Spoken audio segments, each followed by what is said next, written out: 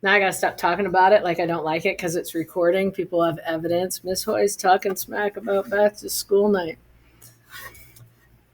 So today, what we're talking about is section 1.2. And this will be part one because just like last week, I'm breaking it down into two parts. They do put a lot of information in those sections. So, and we are talking about the graph of an equation, which is everybody's favorite thing I've noticed over the years. Nobody loves anything more than they love graphing. People get excited at the thought of the Cartesian coordinate plane. It just brings joy to all of you, which is why I do it. I don't really have to teach you how to graph. I just know you love it. So we're going to go through the basics. This is like the stuff you learned in algebra and geometry and then algebra 2. But you're going to learn it again right now because that's how we roll in math. We repeat a lot of stuff, hoping that you'll get it. The first thing we're going to do is we're going to talk about determining solution points. Determining solution points means that we're going to plug in numbers and see if they work. And if they work, they are a solution point. So if I have solution points, I'm getting better at writing on this. Turned out that there was a thing that turned the touch screen onto my tablet, and I didn't know that, and that's why I was messing everything up. But Miss Walters came in and fixed me. So what we need to do is if we need to determine whether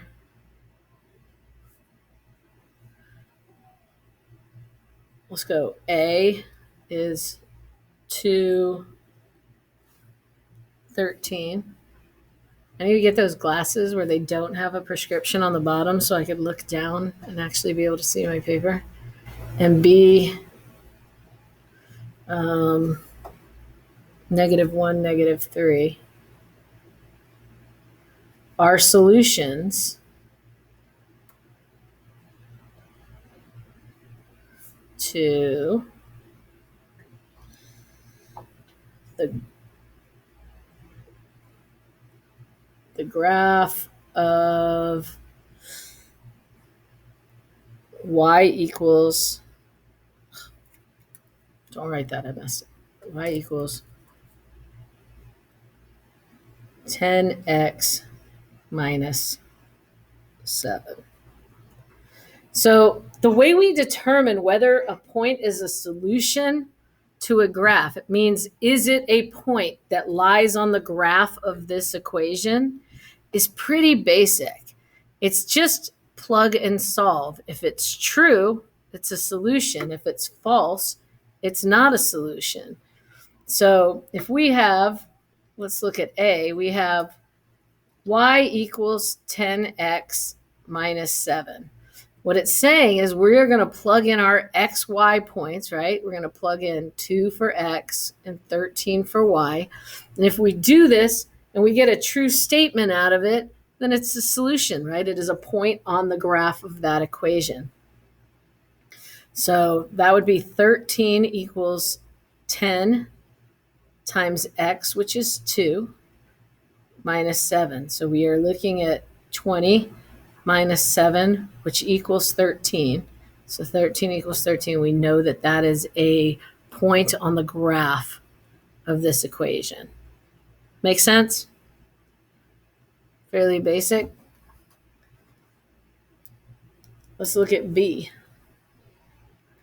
B says, is asking the question, is -1, -3 a solution on that graph? And it's the same equation, y equals 10x minus 7.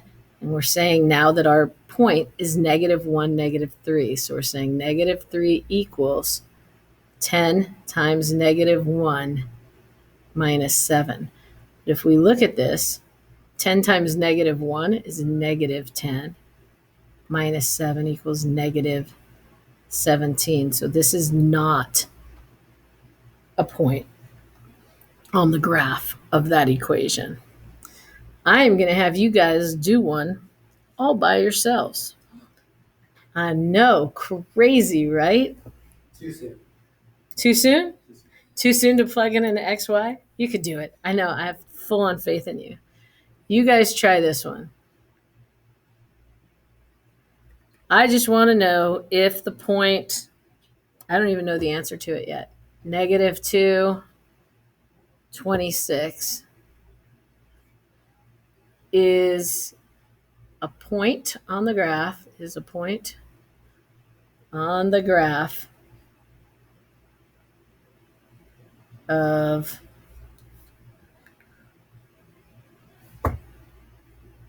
y equals 14 minus 6x. So I'm going to give you a second to do that.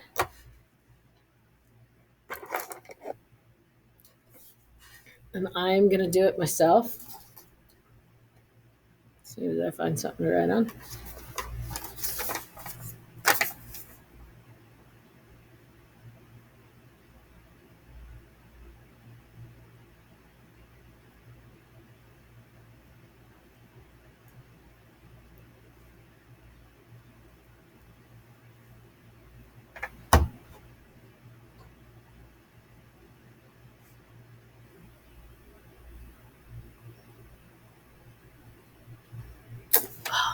I'm done already. So smart, Jameson. Yeah. I'm like really, really smart. Yeah, you are. Not really. I just taken all the classes.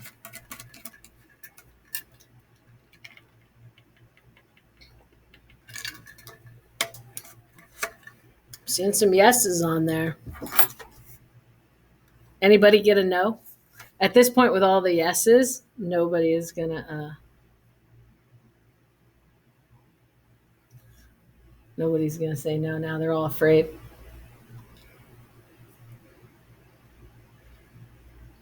Moises, I see you need help for problem 40. Once I finish the lesson, I'll go over that for you. You're welcome.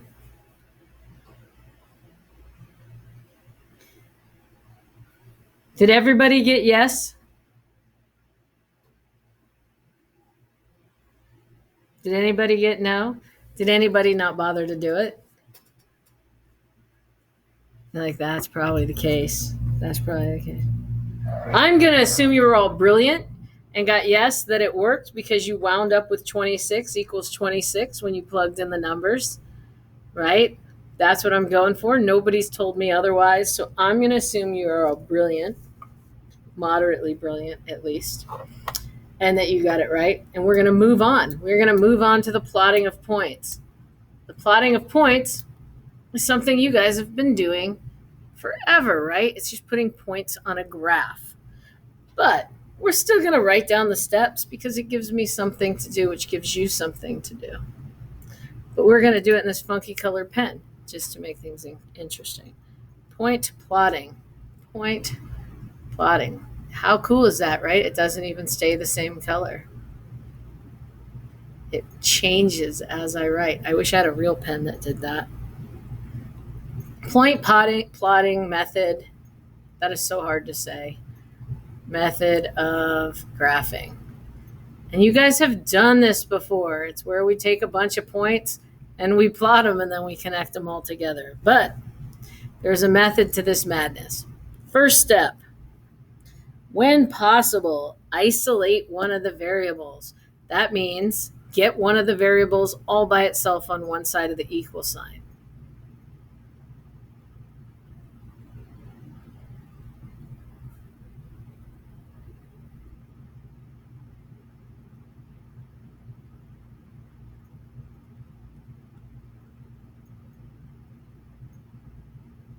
Right? In this circumstance, y is isolated, right? It's the only thing on this side of the equal sign. It is by itself. It is in isolation, right? That's what you want to do more often than not when you are using the plotting method of graphing. It helps with almost every method, though. I'm not going to lie. Construct a table of values showing several solution points. Construct A table. A table. A table. Yes, like 6 of them, 5 or 6 of them. All right. I do have Jameson in here. He's in my online class, but attends it in person. I do have a bunch online right now. They all have books. Yes, he does. Which class is this? Pre-calculus. No? And then we keep them in the cabinet there too if they need them during class. How many do you have enrolled in this class? Well, he's actually in my online class. There's 17 in it. They were all given a textbook, right? Yes, sir. Okay, thank you. You're welcome. Well, 100% of the kids in this class. 100% of the kids in this room have a textbook. Sorry about that. It's they're doing this Williams thing. They have to make sure everyone has access to books, and so they're going around room to room. But it's weird for us because we have so many people online. Construct a table of, I forgot what I was writing, values showing several points.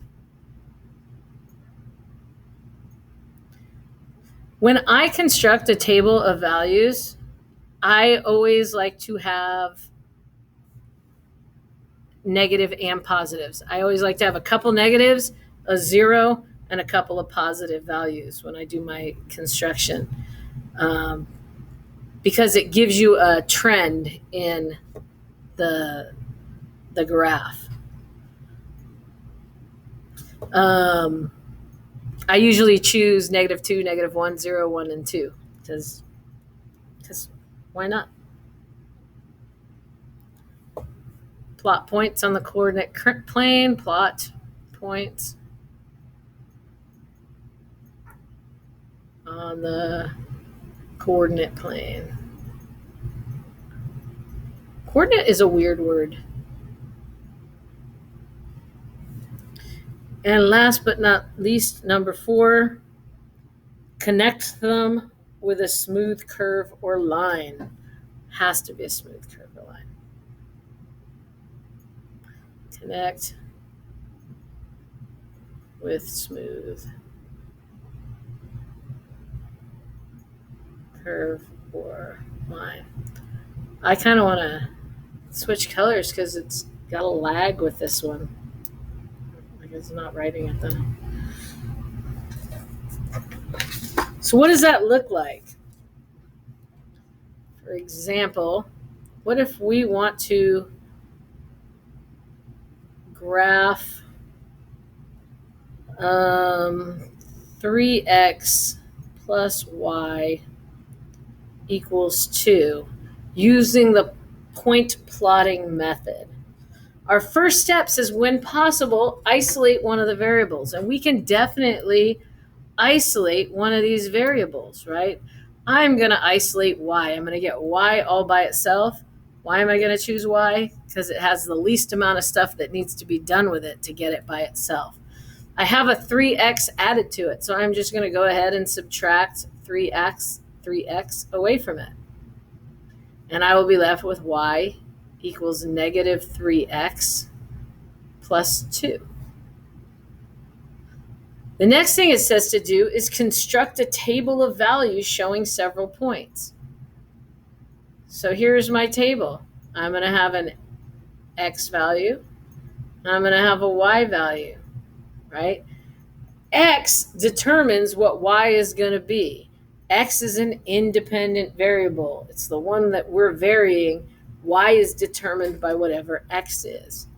So I'm going to use -2, -1, 0, 1, and 2. And when I look at this, I'm literally just plugging this in for x and seeing what y is. So if I were going to write them each out, I'd go, well, y equals -3x. And we're saying that x is -2 in this first x plus 2. And then we go, well, that's 6 plus 2, which is 8, right? So we're saying that -2 would give us a y value of 8.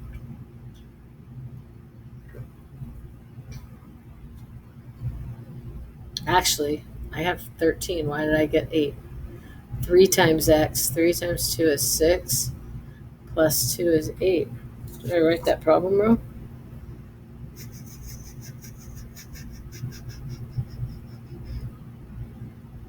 No.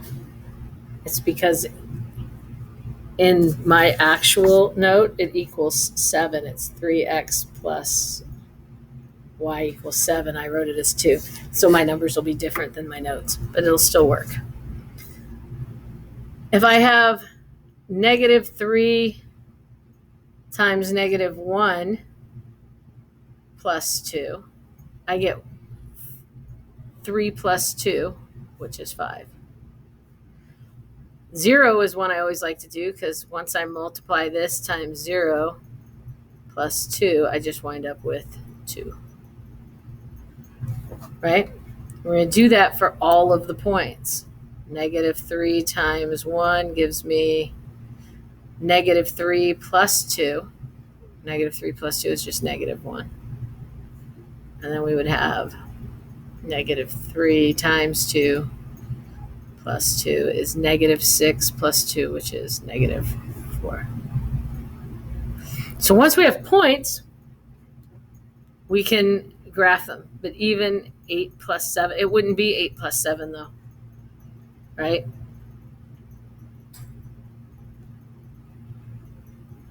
Once we isolate it, negative 3 times negative 2 would still be 6 plus 2 plus 7, which would be 13. It would be 6 plus 7, which is 13.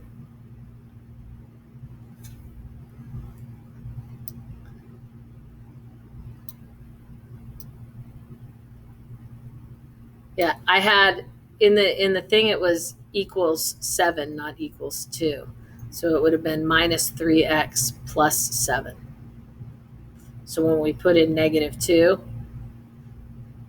we would have had a positive 6 plus 7, which equals 13. So now we have to we have to graph these points. And this is going to be awful. Right? These aren't so bad, right? Because I only have 1, 2, 0, negative 1, and negative 2. Coming down here, we need points. Negative 1, negative 2, negative 3, negative 4, I think is as far as it goes. Up here, though, we need to go all the way to 8. 1, 2, 3, 4, 5, 6, 7, 8. Do I have to be super accurate with my graph? No. Do you? No. You're just going to draw a sketch, right? We're only talking about a sketch of a graph. Here I have negative 2, 8, so I'd have a point here. Here I have negative 1, 5. 1, 2, 3, 4, 5. So I have a point right here. 0, 2. 1, negative 1. That's going to bring it down here. And 2, negative 4 is going to bring that down here. And if I were to have done it well, it would have made a straight line, but now it's not so straight of a line. But you get the general gist of it, right?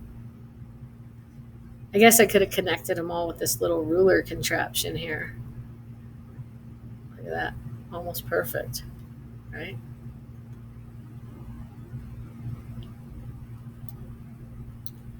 Almost. Could have lined it up. But no, not that good. See, if I was doing it right, all those points would have lined up on a line. But I drew a terrible graph. But you can draw a terrible graph too, because we were just trying to get a general impression of it, right? That's a great line. Yeah? It's a phenomenal line. Right? Aren't you impressed with how good I am at drawing lines? You should have been an artist. I know. I know. You do it here. I do my best. I do my best. Do I want to do another one of those? No. No. We got this thing. I do kind of want to do one where we aren't working with a line. Like if we have an example like, say, We want to find the graph of y equals x squared minus 1. We can do the same thing even though we're dealing with a square, right? We can still do points plotted. We can go x and y, and we can still do -2, -1, 0, 1, and 2 because they're my favorite points. And when you do that, you're going to have to just plug it in, right? You're just going to go, okay, well, I've got x squared minus 1. If I make x squared -2 squared minus 1, I wind up with 4 minus 1, which is 3, right? Same thing with -1. If I square it minus 1, I'm going to wind up with 1 minus 1, which equals 0. If I square 0 minus 1, I just wind up with -1. Right? One thing that's very exciting when we're dealing with squares is we know that they are symmetric, right? But we're not going to get into that till later. So that I know for every one of these points, these are opposite points. So if I have 1 squared minus 1, I get 1 minus 1, which is 0 again. If I have 2 squared, that's going to be 4 minus 1, which is 3. But you can notice the symmetry, right? We have 3, 0, -1, 0, 3. And when we go to graph that, whoosh, whoosh, 1, 2, 1, 2, 1, 2, 3. When we go to graph the points on that, we're going to get what you guys will remember as a parabola, right? At -2, 3, I have a point. At -1, 0, I have a point. At 0, -1, I have a point. 1, 0, and then 2, 3, back up again, right? And so we will connect them with a smooth curve, or at least we will try to. And you can see that these are symmetric, right? Everything that's happening on one side of that y-axis, they're symmetric about the y-axis, is happening on the other. Fairly clear? Yeah? I feel good? Feel good? Nobody's saying no? Got one more thing to go over with you, and that is intercepts. Does anyone remember what an intercept is? You remember me talking about it? Glazing over it? Does anybody remember what the intercepts of a graph or an equation are? We have x-intercepts and we have y-intercepts. You think you got it? I just remember staying up late doing homework.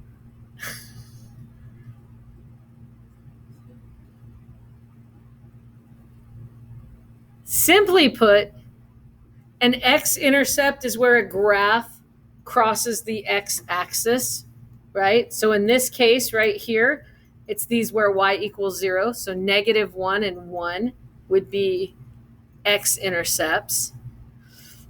A y-intercept is where it crosses this y-axis, right? This is y. This is x, right? So our x-intercepts are -1 and 1. Our y-intercept would be at -1, right? This would be 0, -1 would be our y-intercept. Our x-intercepts would be at 1, 0, and -1, 0. I give you a little hint when it comes to intercepts. Your x-intercept, the points always have a y of 0. Your y-intercepts, the x value always has a point of 0. How do you find them? Algebraically speaking, it's fairly simple. To find the x-axis, x-intercept,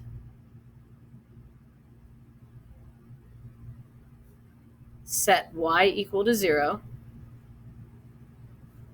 and solve for x.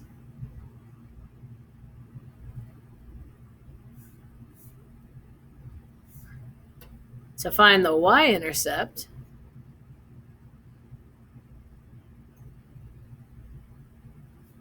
set x equal to 0. Can you guess what's coming? And solve for y. What does that look like in real life? Well, I will show you. If I have, say, y equals x cubed minus 4x, and I need to find the x and y-intercepts. Find x and y-intercepts, right?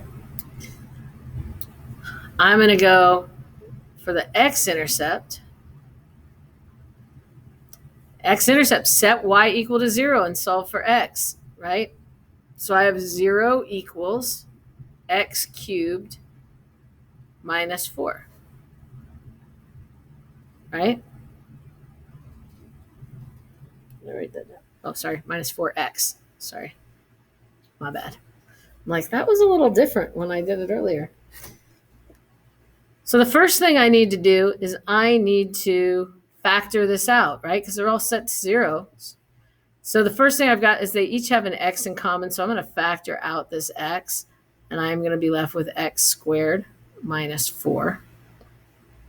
So I know that one of these x's just equals 0, right? Because when I want something to equal 0, and we're multiplying, as long as one thing that we're multiplying equals 0, the whole thing becomes 0, right?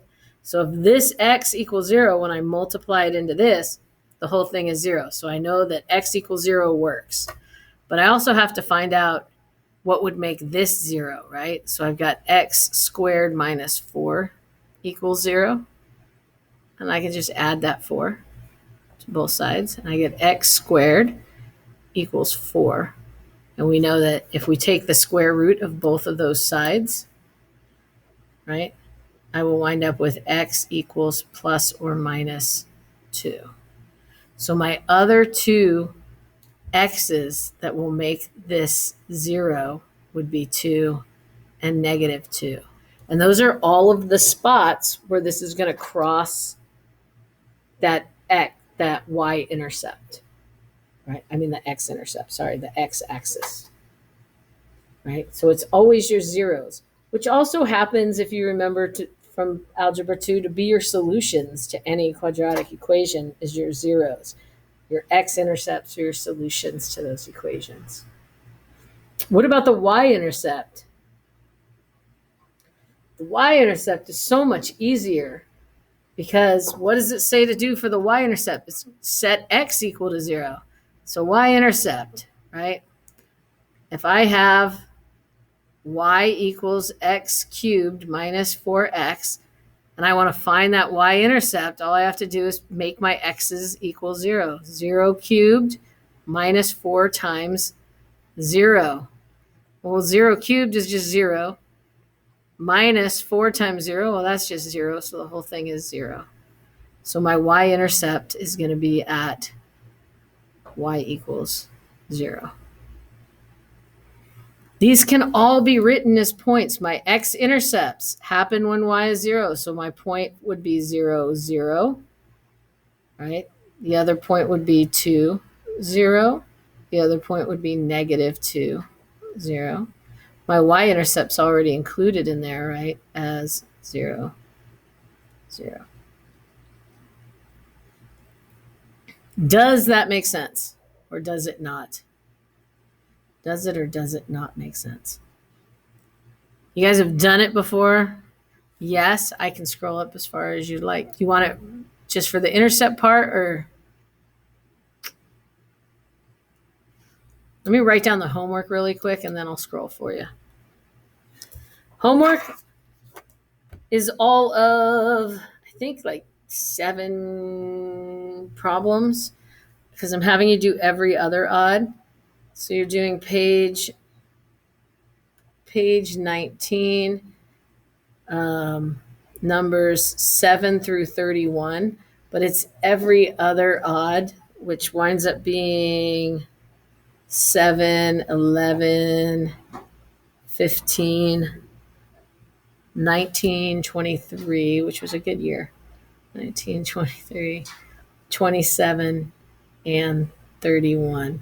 For those of you who don't want to figure out what every other odd is, make sure and show your work. Anybody struggling to get problems done? I know I'm going to go over number 40 from the last one. And my book over. These books are so heavy.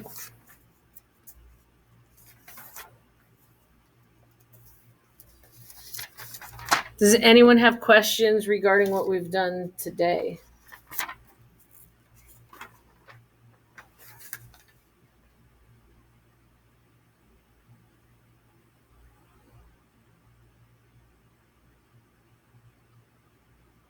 Okay, that's a word problem.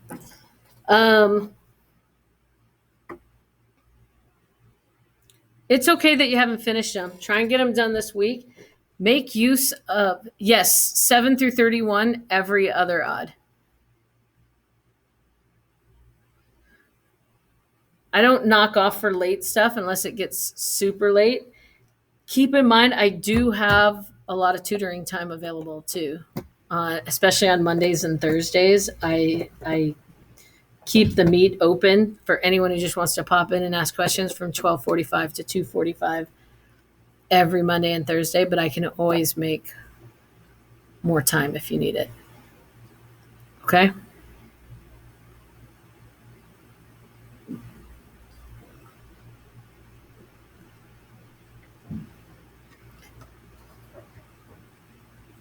Did I okay, cool. Where do you need me to put it for the picture? Is this good just to the intercepts, or did you need me to go further up?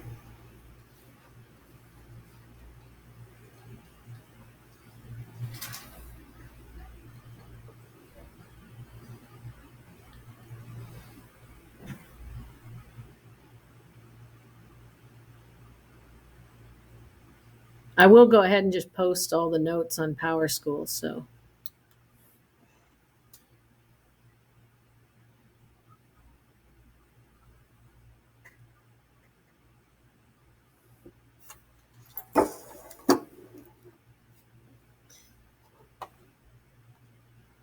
I'm going to go ahead and do number 40 from last week. I think that was the word problem, right? Or certainly one of the word problems.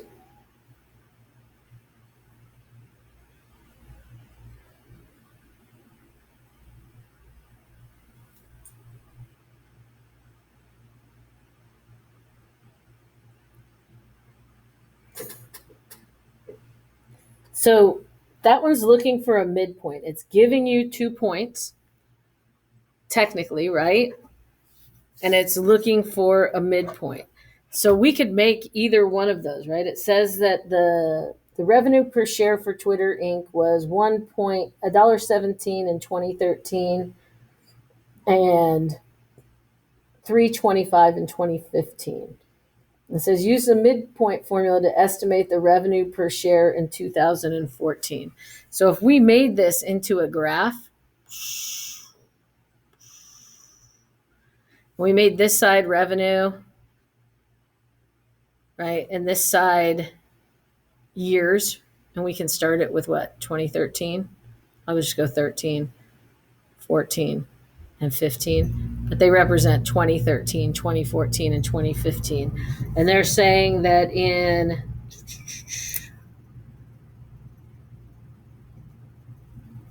in 2013 it was like $1.17, right? So we're going to have a point here, right? I'll call this 1, 2, 3, 4, whatever. And we're saying that this point right here, our X we'll call 13 and our Y we'll call $1.17, right? And in 2015, we have a point at 15 and what was it? 3 something? 325.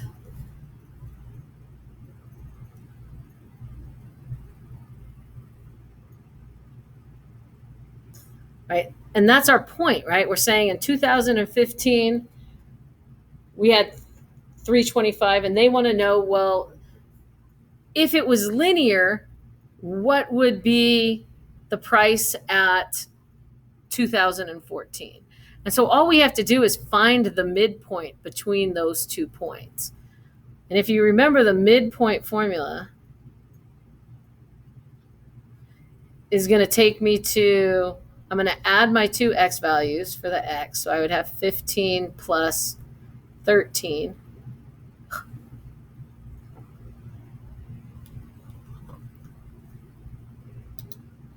And divide that by 2. And then here I would have my y values. I would have 325 plus $1.17, and we would divide that by 2. And that should give us our 2014. If I add these together, that would be 28, which is, when I divide it by 2, is 14, which is what we want, our 2014. This one, I got to be a little bit more creative because I got to add money. 25 plus 17 is going to give me 242. So that's going to be 442 divided by 2. So 442 divided by 2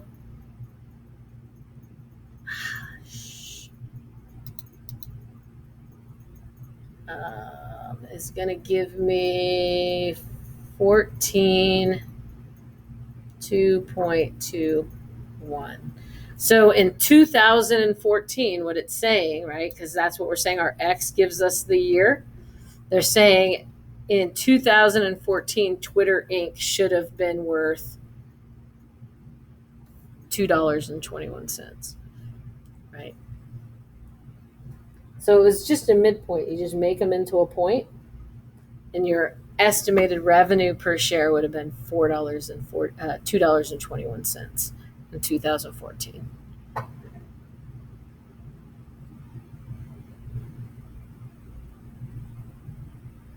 Does that make sense to you? All right, cool. Were there any other questions with the homework? All right, then get out. Go away. I'll stay here till you're all done in case you have any questions, but I'll see you guys on Friday. Have a good afternoon. Am I allowed to go away? Yeah, you can go away too. I can't go away.